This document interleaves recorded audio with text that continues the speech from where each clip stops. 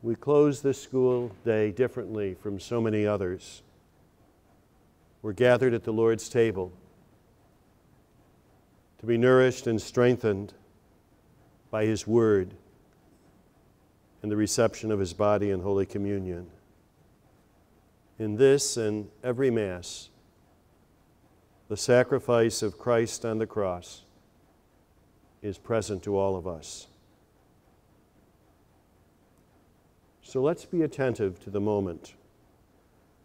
For the Lord comes to us in a special way, touching us with the gift of His love. Nowhere is God's love more evident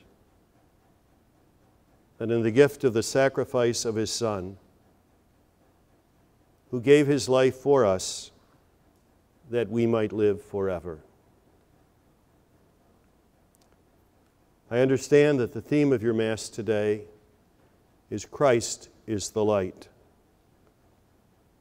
I was thinking about your theme a few days ago, and I noticed, as I'm sure you have, how much shorter the days have become.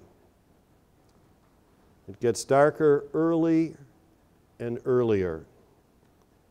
Gone are the summer days with the long hours of daylight. And yet most of us prefer light to darkness. Light is symbolic of life, of contentment and joy, as darkness is the symbol of death, unhappiness, and misery. Darkness is often associated with fear and dread, while light is associated with freedom and hope.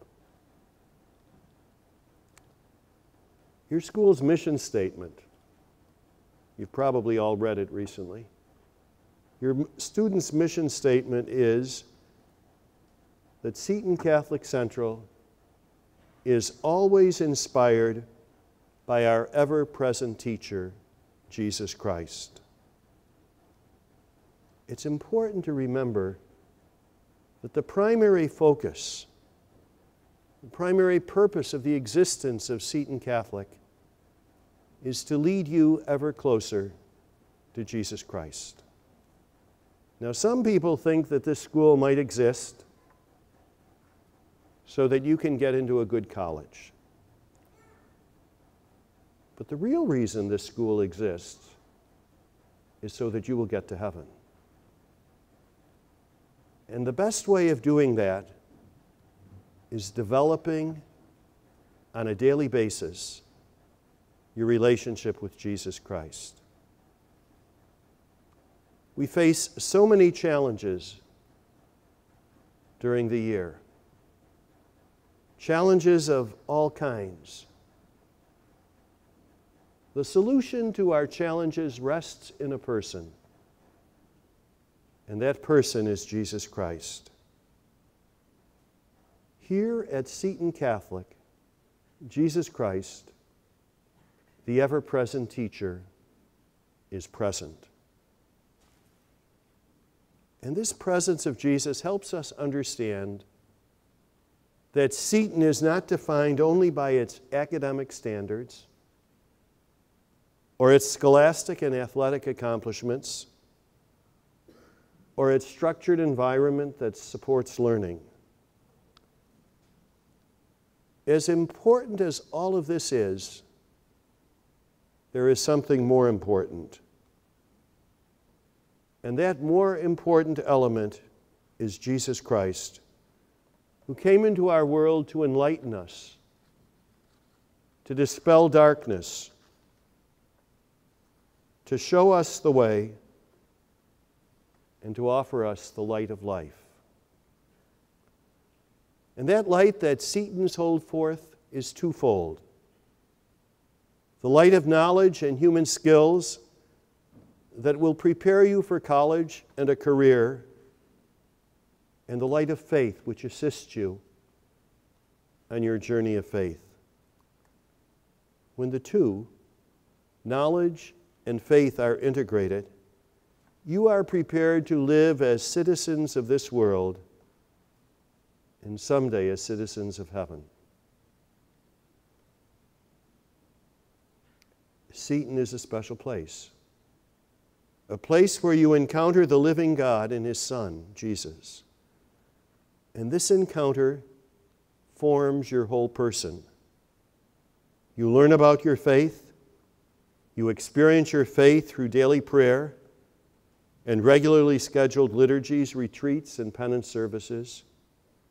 You reach out beyond yourself to service, both on and off the school campus, in the Spirit of Christ.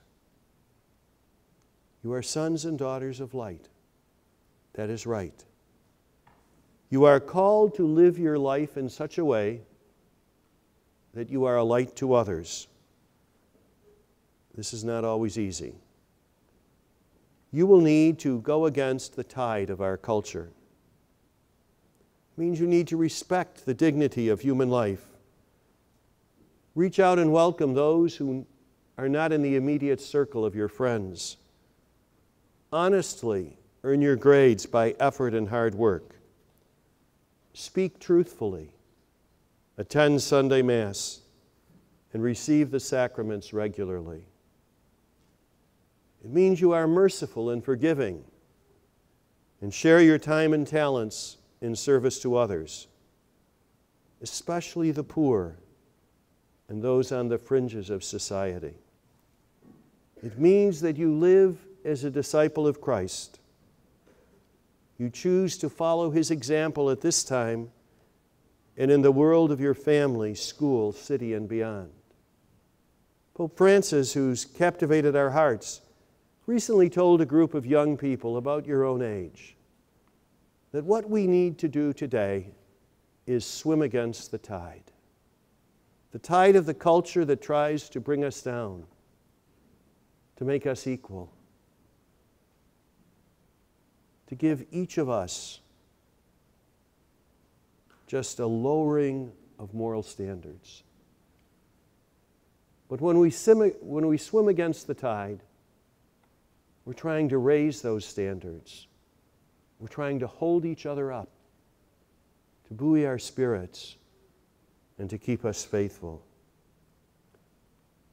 That gift of faith which you have received at baptism is like a tiny seed. And that seed needs to grow, to be protected, to be nurtured. Faith must grow as we ourselves grow and mature. When we believe in God's love for us, we see with a light that illumines the journey of our life. When we encounter Christ in the sacraments, in His Word, and in the face of our brothers and sisters, we learn to lean on Him for security, for life, for joy, and contentment.